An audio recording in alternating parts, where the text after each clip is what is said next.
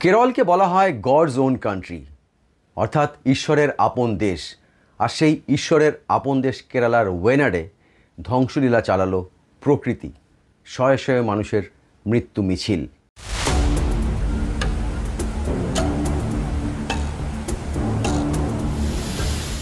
কিন্তু এই ওয়েনাডে পর্যটকরা ভিড় জমান প্রতি বছর। কেরল সরকার পর্যটনের প্রসারে ওয়েনাডে প্রচুর হোমস্টে, রাস্তা, হোটেল নির্মাণের ছাড়পত্র দিয়েছে অতীতে। অপরিকল্পিত নির্মাণের জেরে ফুঁসে উঠল প্রকৃতি, ধ্বংসলীলা চালালো গোটা ওয়েনাড জেলা জুড়ে, তলিয়ে গেল গ্রামের পর গ্রাম। কিন্তু কেন? ১৩ বছর আগে একটি রিপোর্টে কিন্তু এই ভূমিধসের আশঙ্কা প্রকাশ করা হয়েছিল, রিপোর্ট দিয়েছিল, কিন্তু সেই রিপোর্ট যথারীতি চাপা পড়ে যায় ফাইলের তলায়।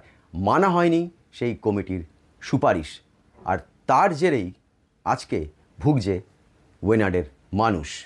কিন্তু ১৩ বছর আগে যে রিপোর্ট দেওয়া হয়েছিল, সেই রিপোর্টে কী লেখা ছিল দেখে নিন একটি প্রতিবেদন। ঈশ্বরের আপন দেশে তাণ্ডব চালালো প্রকৃতি, নিমেষের মধ্যে তছনছ হয়ে গেল সুন্দরী ওয়েনাড। ভূমিধসের জেরে নদীতে ভেসে গিয়েছে গ্রামের পর গ্রাম, মৃত্যুর সংখ্যা বাড়ছে। কেন এমন পরিস্থিতি হলো কেরলে? ১৩ বছর আগের এক সতর্কবাণী এড়িয়ে যাওয়ার ফলেই কি এই বিপর্যয়ের মুখে পড়ল কেরলের ওয়েনাড?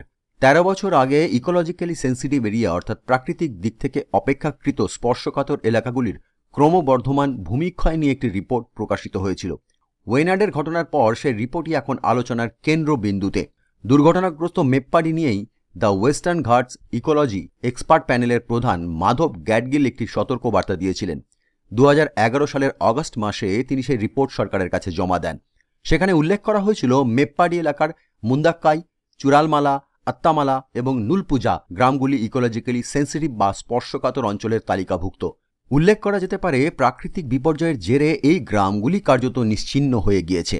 ১৩ বছর আগের এই রিপোর্টে মাধব গ্যাডগিলের নেতৃত্বাধীন প্যানেল প্রস্তাব রেখেছিল মেপ্পাডির মতো স্পর্শকাতর এলাকায় একের পর এক নির্মাণ কাজ চলছে, যা অবিলম্বে বন্ধ হওয়া প্রয়োজন।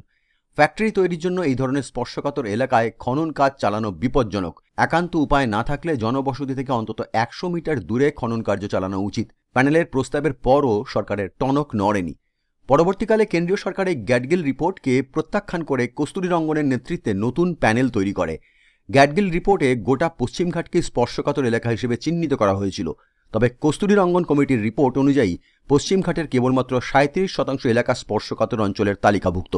কেরলের সরকার পরিবর্তনের সঙ্গে সঙ্গে এই এলাকাগুলিতে খনন কার্যের বিষয়টি নিয়েও একাধিক সিদ্ধান্ত বদল হয়।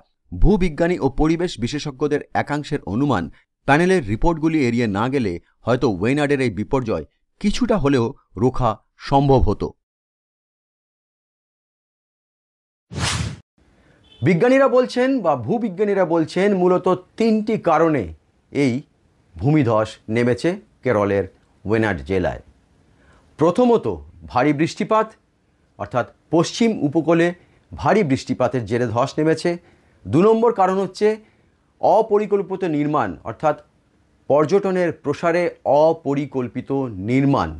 প্রচুর পরিমাণে রাস্তাঘাট, হোমস্টে, হোটেল, বাড়ি ঘর নির্মাণের ছাড়পত্র দেওয়া হয়েছে, যে কারণে মাটি আলগা হয়ে যায়। আর এই এলাকাটা হচ্ছে স্পর্শকাতর এলাকা, অর্থাৎ যেটাকে বলা হয় সেন্সিটিভ জোন। এখানে কোনো কিছু নির্মাণ করতে গেলে অনেক কিছু খতিয়ে দেখতে হয়, মাটির চরিত্র বুঝতে হয়, সেটা করা হয়নি। আর ৩ নম্বর কারণ হচ্ছে পরিবেশ দূষণ। আর এই পরিবেশ দূষণের জেরেই আরব সাগরের জলস্তরের তাপমাত্রা বেড়ে যায় এবং ক্লাউড ব্রাস্ট হয়, তার ফলেই অতিবৃষ্টি আর মাটি আলগা হয়ে গিয়ে নামে ধস। আর নির্বিচারে গাছ কেটে ফেলার জন্যই কিন্তু মাটি আলগা হয়ে যায়।